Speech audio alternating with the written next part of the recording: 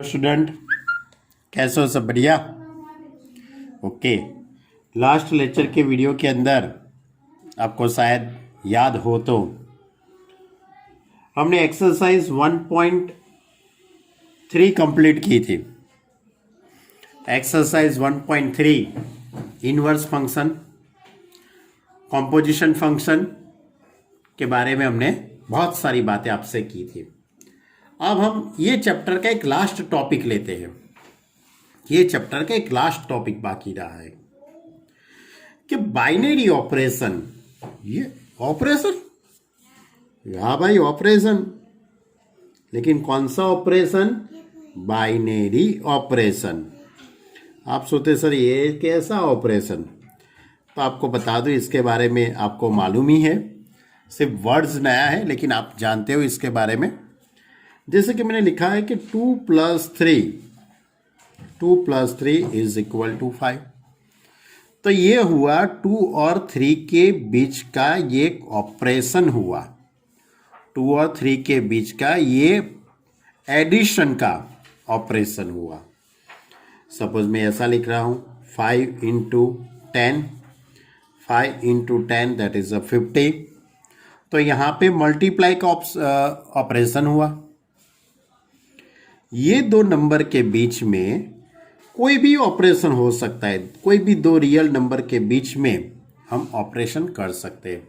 वो operation multiply का भी हो सकता है, डिवाइड का भी हो सकता है, सब्ट्रैक्शन का भी हो सकता है, एडिशन भी हो सकता है, कोई भी ऑपरेशन हो सकता है। तो ये जो ऑपरेशन है उसको हम बाइनरी ऑपरेशन कहते हैं। अब ये जो बाइनरी ऑपरेशन है हम उसको ऐसे स्टार ऐसे डिनोटेड करते हैं। लेकिन अपने को यहाँ पे ये जो ऑपरेशन है वो कोई सेट, सपोज ये सेट ए है।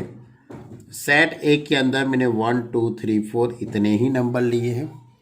तो आपको इतने ही नंबर पे ऑपरेशन सोचना है। या तो आपके पास कैपिटल एन के बारे में हो तो एन के ऊपर ऑपरेशन करना है, यानी जो सेट देते हैं उसके पर ही आपको ऑपरेशन डिराइव करना है। यानी कि A × A टू A। ध्यान रखना, A × A का मीनिंग मालूम है ना बच्चे लोग? A × से हम कैसे निकालते हैं?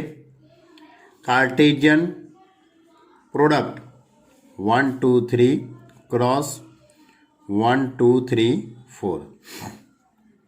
तो इन दोनों का क्रॉस मल्टीप्लाई 1 1 1 2 1 3 1 4। उसके बाद 2 1 2 2 2 3 2 4।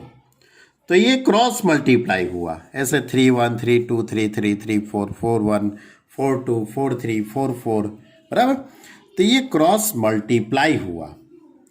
तो आपका जो बाइनरी ऑपरेशन है, ये binary operation star is a binary operation here. A × A to A, यानी कि आपको जो एलिमेंट लेने के हैं वो A × A में से लेने के। किस में से लेने हैं? A × A में से। सपोज इस तरह का मैं आपको समझा देता हूं, क्योंकि ये जो स्टार है, ये जो ऑपरेशन है वो एक टाइप का फंक्शन है, बराबर। A × A टू A, यानी कि ये स्टार क्या, एक टाइप का ऑपरेशन यानी एक फंक्शन है ये। यानी कि A × A में से सपोज मैंने 1 1 ली है पेयर, 1 2 है, 2 3 लेता हूं। अब इन दोनों के बीच में मल्टीप्लाई का ऑपरेशन है। सपोज कौन सा ऑपरेशन है? मल्टीप्लाई का। तो 1 × 1 1, तो ए इसकी इमेज 1 हुई। 1 2 = 2, तो इसकी इमेज 2 हुई। 2 3 = 6, तो इसकी इमेज 6 हुई। तो ये क्या हुआ? इन दोनों के बीच का ये ऑपरेशन हुआ। यानी कि यहां पे जो ऑपरेशन था A * B is equal to A × B का था। कोई भी ऑपरेशन हो सकता है। हर एक क्वेश्चन के अंदर अलग अलग टाइप का ऑपरेशन होता है। Star of AB is equal to A × B, ऐसे भी हम डिनोटेट कर सकते हैं, ऐसे भी यानी कि ये जो डिराइव है वो अलग हर एक क्वेश्चन के अंदर अलग अलग होगा, बराबर। किसी में ए बी का स्क्वायर हो सकता है, ए प्लस बी हो सकता है, ए प्लस बी प्लस 5, ऐसा भी हो सकता है, बराबर। तो ये क्या हुआ, ये इसकी इमेज हुई, ये 1 2 है उसकी इमेज 2 हुई, वो 2 3 है उसकी इमेज 6 हुई। क्यों? क्योंकि मैंने मल्टीप्लाई का ऑपरेशन सोचा है। तो इस तरह से ये star is a function and star is a binary operation. मालूम पड़ा बच्चे लोग? तो star from A cross A to A, star from A cross A to A पर का ये फंक्शन है। फंक्शन यानी बाइनरी ऑपरेशन। अब क्वेश्चन किस टाइप के हो गए? तो हमारे पास जो क्वेश्चन है वो 4 टाइप के क्वेश्चन होंगे। तो पहले मैं आपको बता दूं कि मैंने इस तरह की पीडीएफ बनाई है। आपको पीडीएफ अच्छी तरह से बच्चे लोग लिखना है। वैसे तो हमारी टेक्स्ट बुक में इसके बारे में बहुत सारी बातें की है, मैंने अपनी तरह से शॉर्ट में लिखा है। इतना ही आपको याद रखना है। इसके पर अकॉर्डिंग हमारी पूरी एक्सरसाइज 1.4 है। एक्सरसाइज 1.4 इसके पर अकॉर्डिंग है। तो binary operation, let A be an B a non empty set, let A be a non empty set, a function star from a cross a to a is called a binary operation on set A. Star of AB is denoted by A star B. Clear? Star of AB is denoted by A star B. ये binary operation की एक definition मैंने इधर लिखी है। अब मैंने आपको बताया कि हमारे पास 4 टाइप के क्वेश्चन है।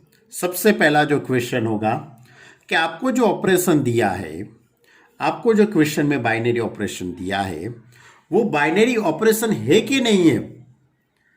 ये आपको जो क्वेश्चन में ऑपरेशन दिया है वो बाइनरी ऑपरेशन है कि नहीं है, वो आपको वेरीफाई करना है सबसे पहले। तो वेरीफाई करने के लिए क्लोजर प्रॉपर्टी, कौन सी प्रॉपर्टी? क्लोजर प्रॉपर्टी सेटिस्फाई होनी चाहिए। तो क्लोजर प्रॉपर्टी क्या है, इसके बारे में बहुत सारी बातें आप स्टैंडर्ड 8 के अंदर या तो 9 या तो स्टैंडर्ड 5 के अंदर बहुत सारी बातें इसके बारे में करके आए हो। Closure property, A belongs to A and B belongs to A, then star of A B is equal to A star B belongs to A. यानी कि 2 नंबर के बीच में आप कोई भी ऑपरेशन करते हो, यानी कि आपको क्वेश्चन में जो ऑपरेशन दिया है वो जो उसका आंसर आता है वो इसके अंदर ही आना चाहिए। If star satisfy closure property as star is a function, as star is a function, that star is a binary operation। यानी कि यहाँ पे star is a binary. Suppose मैं आपको एक छोटा सा सम बताता हूँ कि सपोज मेरा एक ऑपरेशन है, ये ऑपरेशन एन पे डिराइव है, natural number N cross N to N, ऐसा एक छोटा सा ऑपरेशन है। ऑपरेशन में मैंने ऐसा किया है, A B star of A B is equal to A star B is equal to, इस तरह से डिराइव किया है, ए प्लस 2b, इस तरह का है। एक ऑपरेशन है, कैसा ऑपरेशन है? A star B is equal to A plus 2b। तो ये बाइनरी ऑपरेशन है कि नहीं है वो आपको बताना है। तो बाइनरी ऑपरेशन है कि नहीं है वो बताने के लिए मैं आपको एक छोटा सा एग्जांपल देता हूँ। सपोज आपके पास 3 is belongs to n, 5 is also belongs to n, 5 and 3 वो नेचुरल नंबर है। अब इन दोनों के बीच में मैं ऑपरेशन करता हूँ, 3 स्टार 5। तो ऑपरेशन कौन सा है? a प्लस 2b का है, यानी कि 3 star 5 is equal to 3 plus 2 into 5, तो 3 प्लस 10 is equal to 13 and 13 is belongs to n, 13 is belongs to n। यानी कि ये क्या हुआ, इन दोनों के बीच में ऑपरेशन करने से आपका जो आंसर आता था वो भी n में ही आया। यानी कि हमारा जो ऑपरेशन था वो n पे डिराइव था, तो आपका जो आंसर आता है वो भी n में ही आया। तो इसका मतलब ये हुआ कि ये ऑपरेशन है वो बाइनरी ऑपरेशन है, ये जो ऑपरेशन है वो फंक्शन है। लेकिन अपने को फंक्शन वर्ड्स का यूज नहीं करना है, अपने को सिर्फ बाइनरी ऑपरेशन ही बोलना है। ओके, तो देन वी से दैट कि this operation is a binary operation. यानी कि सबसे पहले जो क्वेश्चन होंगे वो आपको जो ऑपरेशन दिया है वो बाइनरी ऑपरेशन है कि नहीं, वो सेटिस्फाई यानी कि वो वेरीफाई करने वाले समय। चलो अब दूसरे टाइप के जो क्वेश्चन होंगे वो कॉम्यूटेटिव प्रॉपर्टी। तो ये कॉम्यूटेटिव प्रॉपर्टी क्या है, वो बहुत सिंपल लॉजिक है कि star is a commutative if and only if for all A B belongs to A star B is equal to B star A star B is equal to B star A. Suppose मैं multiply का बात करता हूँ आपको कि 5 into 2 करो तो answer 10 आता है, या तो 2 इंटू 5 कीजिए तो उसका आंसर 10 ही आता है। तो ये मल्टीप्लाई क्या हुआ, ये मल्टीप्लाई का जो ऑपरेशन है वो कॉम्यूटेटिव प्रॉपर्टीज को सेटिस्फाई करता है। दूसरी जो क्वेश्चन होंगे दूसरे टाइप के जो क्वेश्चन है वो एसोसिएटिव प्रॉपर्टीज के। इसमें star is associative if and only if for all ABC belongs to A star B star C is equal to bracket में A star B star C। यानी कि यहाँ पे B और C के ब्रैकेट है, इसमें A और B का ब्रैकेट है, लेकिन जो ऑर्डर है वो चेंज नहीं हुआ है। A B C order change नहीं करना है। सपोज आपके पास 2 स्टार यानी मल्टीप्लाई की बात करता हूँ, 2 इंटू 3 इंटू 4, तो आपका आंसर आएगा 2 इंटू 12 और 12 टू ज़ा 24। अब मैं 2 इंटू 3 इंटू 4 करता हूँ तो 6 इंटू 4 तो 24। यानी कि आंसर कैसा हुआ, सेम हो गया। यहाँ पे ब्रैकेट किसका है, 3 इंटू 4 का है, यहाँ पे ब्रैकेट किसका है, 2 इंटू 3 का है। तो यहाँ पे ब्रैकेट चेंज किया है तो आंसर में कुछ भी चेंज नहीं होता है। तो ये जो प्रॉपर्टीज है उसको हम एसोसिएटिव प्रॉपर्टीज कहते हैं। ओके, यानी कि हमारी ये तीसरी जो प्रॉपर्टीज है, यानी कि तीसरे टाइप के क्वेश्चन है एसोसिएटिव प्रॉपर्टीज। उसके बाद है एक्साइटेंस ऑफ आइडेंटिटी, यानी कि कोई भी प्रॉपर्टी का आइडेंटिटी एलिमेंट होता है।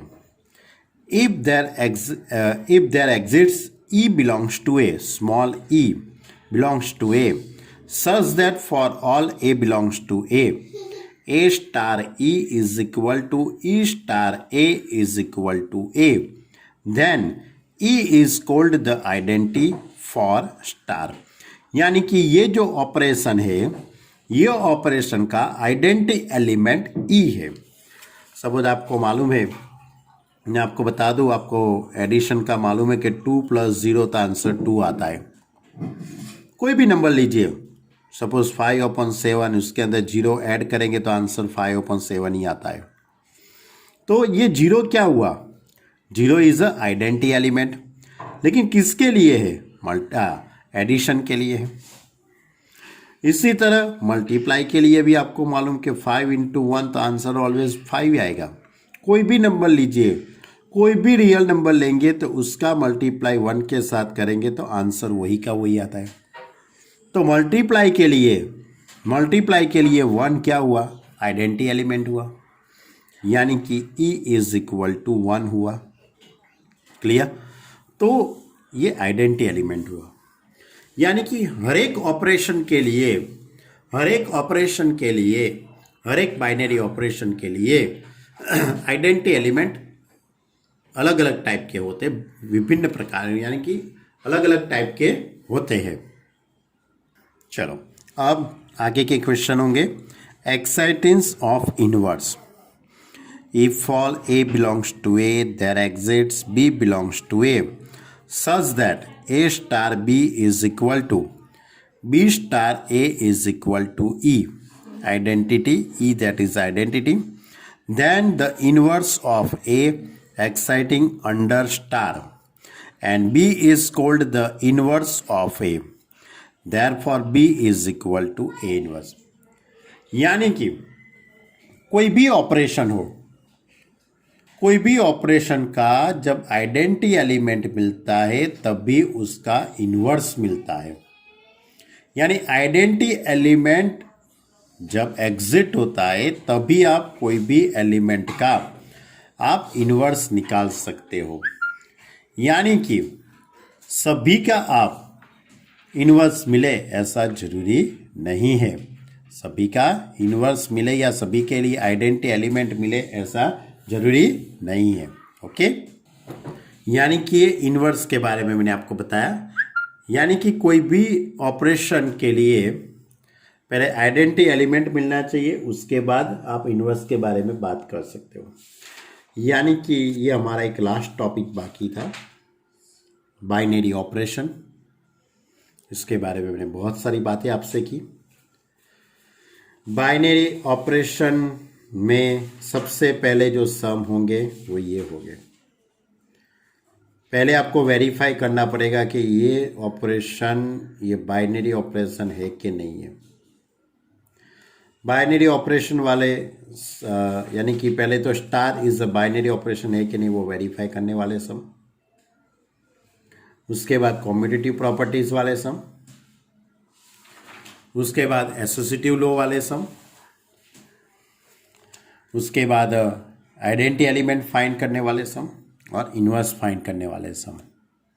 और उसके बाद एक और बात आती है, लेकिन वो जब एक्सरसाइज के अंदर सम आएगा तब हम बात करेंगे आपसे। चलो तो एक्सरसाइज स्टार्ट करें बच्चे लोग। एक्सरसाइज क्वेश्चन नंबर 1 इस तरह से, डिटरमाइन वेदर और not each of the definition of star given below gives a binary operation. In the event that star is not a binary operation, give a justify your answer. बराबर, यानी कि आपको question में जो binary operation यानी कि जो operation दिया है वो बाइनरी ऑपरेशन है कि नहीं है। क्वेश्चन में जो ऑपरेशन दिया है वो बाइनरी ऑपरेशन है कि नहीं है वो वेरीफाई करना है। ये हमारा सबसे पहला जो क्वेश्चन है। क्वेश्चन नंबर 1 के अंदर आपके पास टेक्स्ट बुक होगी, आप टेक्स्ट बुक में क्वेश्चन अच्छी तरह से पढ़ लो। First, on Z plus define star by A star B is equal to A minus B. ये पहला क्वेश्चन है। ऑन जेड प्लस यानी कि आपका जो ऑपरेशन है वो जेड प्लस पे डिफाइन है। Z plus that is positive integer, यानी कि अपना जो ऑपरेशन होगा star from Z plus cross Z plus to Z plus, ऐसा हम लिख सकते हैं। A star B is equal to A minus B, यानी कि आपको सबसे पहले तो बताना है कि ये ऑपरेशन बाइनरी ऑपरेशन है कि नहीं है। तो इसके लिए आपको जेड प्लस में से कोई भी 2 नंबर लेने के, आपकी मर्जी हो 2 नंबर आप ले सकते हो। तो मैंने 3 और 2 को पसंद किया है। 3 belongs to Z plus and 2 भी जेड प्लस में है। इन दोनों के बीच में मैंने ऑपरेशन किया। 3 star 2 is equal to 3 minus 2, तो आंसर 1 आता है, is belongs to Z plus. लेकिन 2 स्टार 3 करता हूं तो 2 माइनस 3 होगा। 2 माइनस 3 यानी -1, लेकिन -1 है वो जेड प्लस में नहीं है। -1 is not belongs to Z plus, यानी कि इसके पर से हम कह सकते हैं फॉर एवरी, यानी कि सभी के लिए ये कंडीशन सेटिस्फाई नहीं होती है। for every AB belongs to Z plus A star B is equal to A minus B is not belongs to Z plus. Therefore we say that star is not a binary operation, यानी कि star है वो binary operation नहीं है। दूसरा question, on Z plus define star by A star B is equal to A into B. A star B is equal to A into B, तो 2 और 3 को मैंने चॉइस करता हूँ। मैं जैसे 2, 3, 4, 5 ऐसे ही नंबर सभी में लूँगा कि बहुत अच्छे हैं, छोटे भी है और आप इसके बारे में अच्छी तरह से बात भी कर सकते हो। इसलिए suppose 2 belongs to Z plus 3 is also belongs to Z plus, तो इन दोनों के बीच में मैं 2 star 3 is equal to 2 into 3 is equal to 6 belongs to Z plus, यानी कि इन दोनों के बीच में ऑपरेशन करने से जो आंसर आता है वो जेड प्लस में ही आता है। यानी कि इसके पर हम कह सकते हैं देयरफॉर, ये सेंटेंस लिखना बाद में जैसे मैंने यहाँ पे लिखा है ऐसा आपको लिखना है कि therefore for every A B belongs to Z plus A star B is equal to A into B is belongs to Z plus, यानी कि ये जो ऑपरेशन है वो बाइनरी ऑपरेशन है। क्लियर? चलो third number, on are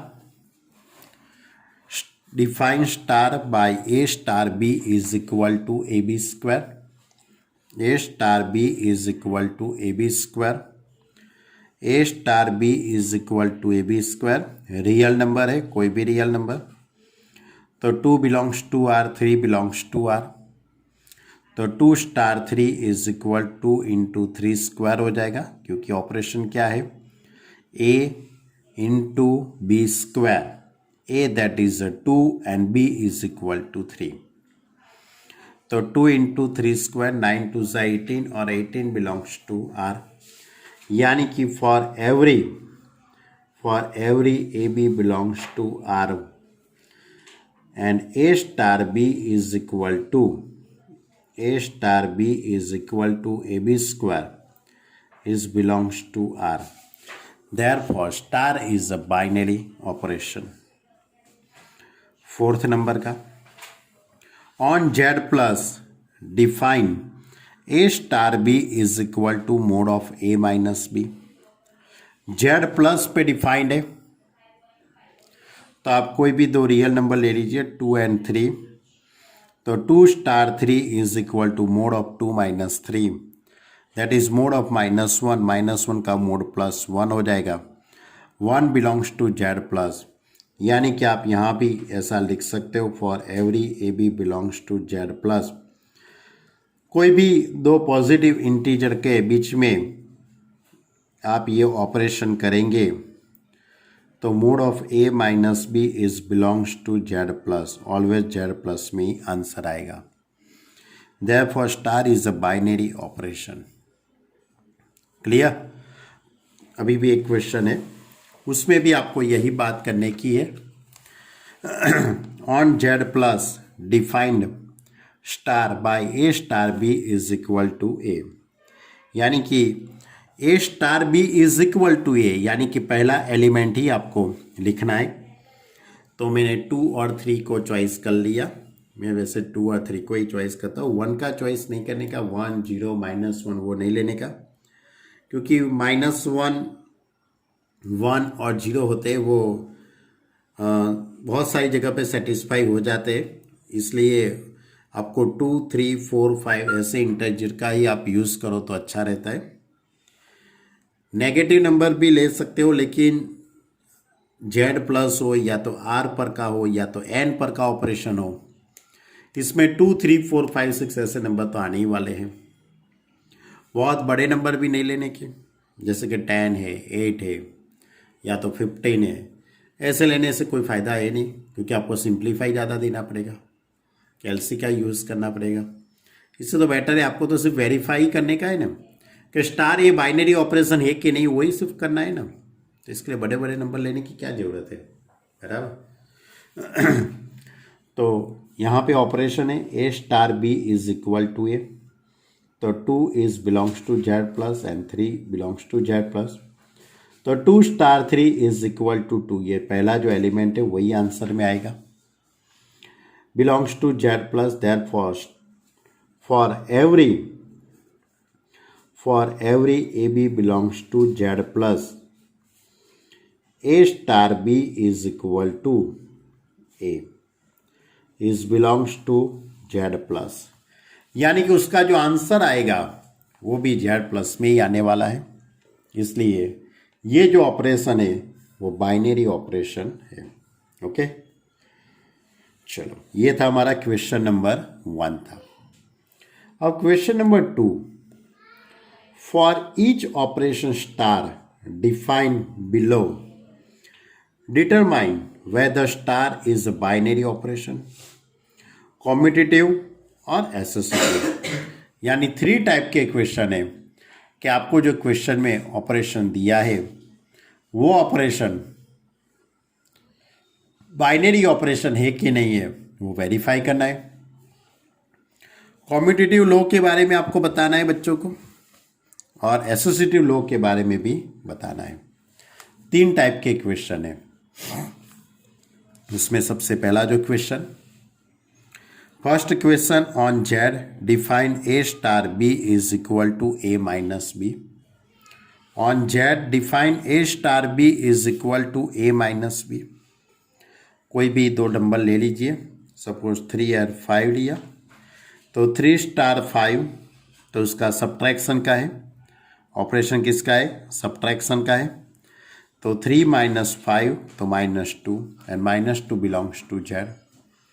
therefore star is a binary operation, यानी कि आप कोई भी एलिमेंट लेते हैं, यानी इसके पास हम ऐसा भी लिख सकते हैं, for every A B belongs to Z then A star B is equal to a minus b is belongs to z। ऐसा आपको लिखना हो तो लिख सकते हो, क्योंकि बाइनरी ऑपरेशन प्रूव करने के लिए आपको क्लोजर प्रॉपर्टीज यूज करनी पड़ती है, इसलिए आपको ये थोड़ा लिखो तो अच्छा है, बराबर। तो star is a binary operation, यानी कि ये यहाँ पे हमने वेरीफाई कर लिया कि ये जो ऑपरेशन है वो बाइनरी ऑपरेशन है। अब कॉम्यूटेटिव लो, तो सपोज 5 स्टार 3 तो 5 माइनस 3 2 आंसर आता है। 3 स्टार 5 इसको उल्टा कर दिया मैंने, 3 स्टार 5 तो 3 माइनस 5 -2 आंसर है। दोनों के आंसर डिफरेंट आते हैं, अलग अलग आते हैं। 5 star 3 is not equal to 3 star 5, therefore a star b is not equal to b star a, where ab belongs to z।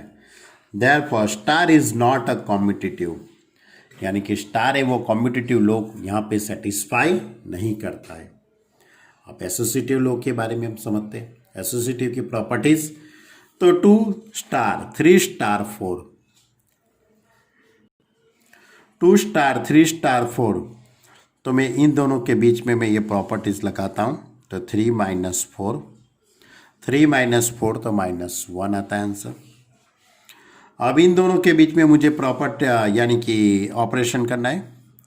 इन दोनों के बीच में मैं ऑपरेशन करूँगा तो 2 स्टार -1 यानी कि -2 माइनस -1 तो +1, 3 आंसर आता है। अब आपको ब्रैकेट चेंज करना है। यहाँ पे ब्रैकेट 2 और 3 और 4 का ब्रैकेट था, अब आपको यहाँ पे ब्रैकेट करना है 2 और 3 का ब्रैकेट करना है। किसका ब्रैकेट करना है, 2 और 3 का। तो 2 स्टार 3 तो 2 माइनस 3, क्योंकि आपका ऑपरेशन सब्ट्रैक्शन का है, ध्यान रखना आपका ऑपरेशन सब्ट्रैक्शन का है। तो -1 स्टार 4 अब इन दोनों के बीच में ऑपरेशन करता हूँ तो -1 -4 -5, दोनों के आंसर अलग अलग है। यानी कि इसके पास से कहेंगे कि भाई इसमें एसोसिएटिव लॉ का भी सेटिस्फाई नहीं होता है। यानी कि ये जो क्वेश्चन के अंदर, ये जो क्वेश्चन में ये जो ऑपरेशन है वो बाइनरी ऑपरेशन है, लेकिन ये कॉम्पिटिटिव लॉ का भी सेटिस्फाई नहीं करता है और एसोसिएटिव लॉ का भी सेटिस्फाई नहीं करता है। चलो अब question number 2, on Q define A star B is equal to A into B plus 1। ये ऑपरेशन है, A star B is equal to A into B plus 1, यानी कि इन दोनों का मल्टीप्लाई करके 1 ऐड करना है। तो आपको बताना है सबसे पहले तो ये जो ऑपरेशन है वो बाइनरी ऑपरेशन है कि नहीं, वो पहले आपको बताना है।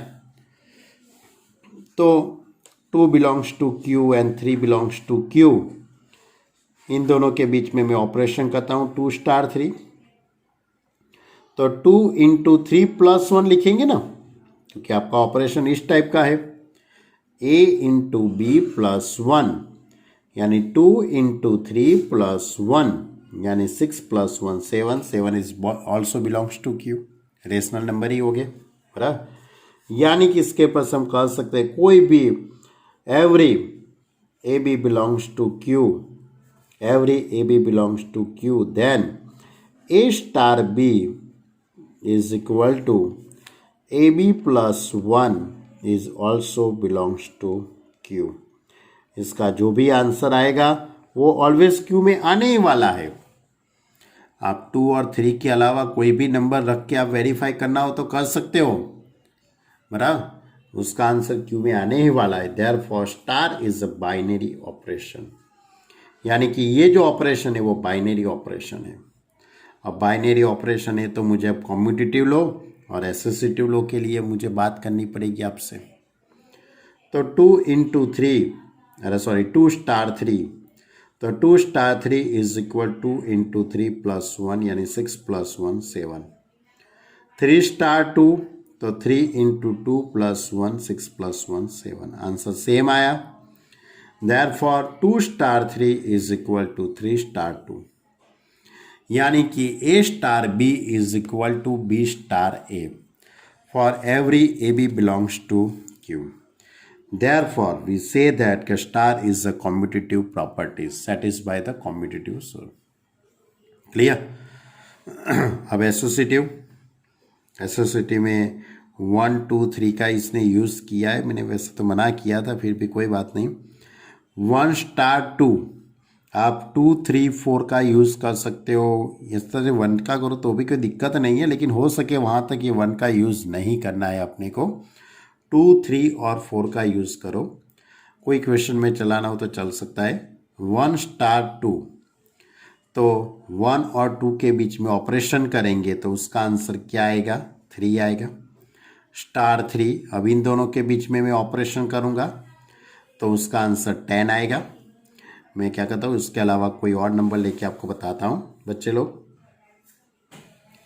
सपोज 2 स्टार 3 स्टार 4, तो इज इक्वल टू 2 स्टार, अब 3 और 4 के बीच में ऑपरेशन, 3 और 4 के बीच में ऑपरेशन, कौन सा ऑपरेशन है, A इंटू B प्लस 1, यानी 3 4 ज़ा 12 प्लस 1, तो 2 स्टार 13, अब इन दोनों के बीच में ऑपरेशन, तो 2 इंटू 13 प्लस 1, यानी 26 प्लस 1 27।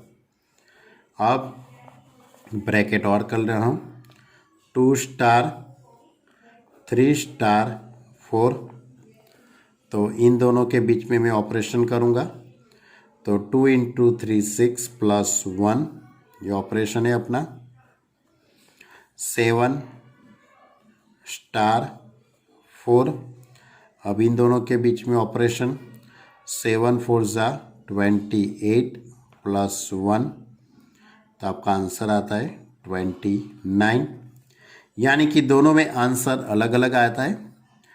आपको ये नहीं लिखना है, आपको ये स्टेप नहीं लिखना है बच्चे लोग, मतलब ये मत लिखना, मतलब 2, 3 और 4 का यूज़ करके ही लिखना है आपको। तो for every A B C belongs to Q, then A star B star C is not equal to A star B star C, therefore star is not a associative law। यानी कि ये जो operation है वो associative law को satisfy नहीं करता है। यानी कि ये क्वेश्चन के अंदर बाइनरी ऑपरेशन था, कॉम्यूटेटिव लॉ का भी उसने यूज किया, सेटिस्फाई होता है, लेकिन एसोसिएटिव लॉ सेटिस्फाई नहीं होता है। ये था हमारा क्वेश्चन नंबर कौन सा था, हाँ 2 का दूसरा। अब इसके आगे के क्वेश्चन समझने के लिए, इसके आगे के क्वेश्चन के लिए आप यहाँ तक के वीडियो अच्छी तरह से देखो। यदि नहीं मालूम पड़ता है तो आप मुझे बताना, मैं आपको दोबारा समझाऊंगा, क्योंकि इसमें बाइनरी ऑपरेशन वो बहुत इजी टॉपिक है, लेकिन एक दो सब में आपको ऐसा लगे ये स्टार स्टार क्या लगा रखा है, लेकिन star is a binary operation, यानी कि स्टार एक ऑपरेशन है, लेकिन वो ऑपरेशन बाइनरी ऑपरेशन है कि नहीं है वो पहले आपको वेरीफाई करना है, और वेरीफाई हो जाए उसके बाद इसमें कॉम्पिटिटिव लॉ और एसोसिएटिव लॉ के सम है, और नेक्स्ट लेक्चर के अंदर मैं इसके आगे के सम लूँगा। यहाँ तक कि आप अच्छी तरह से उसको प्रिपेयर करो, यहाँ तक समझो। यदि कोई बच्चों को नहीं मालूम पड़ता है तो आप मुझे बताना बच्चे लोग, मैं उसके बारे में आपको फिर से समझाऊंगा। ओके स्टूडेंट, यहाँ तक रखते हैं बच्चे लोग, बाय।